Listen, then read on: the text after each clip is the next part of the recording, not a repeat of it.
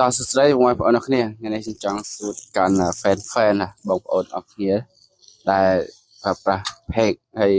ខ្ញុំមិនដឹងត្រូវធ្វើមិនទេនៅពេលដែលក្រុមហ៊ុន Facebook គាត់តម្លាក់ star ឲ្យយើងអញ្ចឹងណាយើងគួរតែ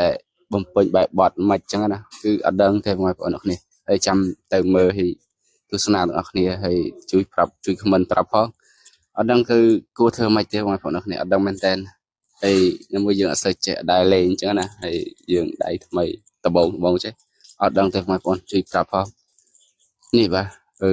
Facebook របស់ខ្ញុំគឺវាតម្លាក់ក្រុមហ៊ុន Facebook តម្លាក់ star យើងឲ្យយើងពេញបែបបត់អញ្ចឹងណាហើយយើងរៀបចំអញ្ចឹងអត់ត្រូវគួររៀបចំឬក៏អត់អញ្ចឹងណាព្រោះវាមិនមែនជានេះcònជា star អញ្ចឹងយើងដឹងគួរតែបំពេញអត់ទេខ្ញុំអត់សូវដឹងមែនហើយក៏ឆ្លៀតពេលក៏មកកាត់សក់ផងដែរអញ្ចឹងណាតែនេះឥឡូវពងតែកាត់បងប្អូនអរគ្នាគឺកាត់មិនឯងបងប្រុសអញ្ចឹង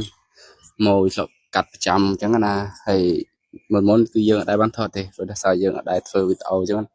តបតែយើងនឹកឃើញតនេក៏ឆ្លៀតពេលថតលេងផ្សាយទៅបងប្អូនអរគ្នាcòn បើជាងយើងផុសលេងអត់ប្រយោជន៍អញ្ចឹងណាគឺយើងរើពី Facebook ខ្លះទៅ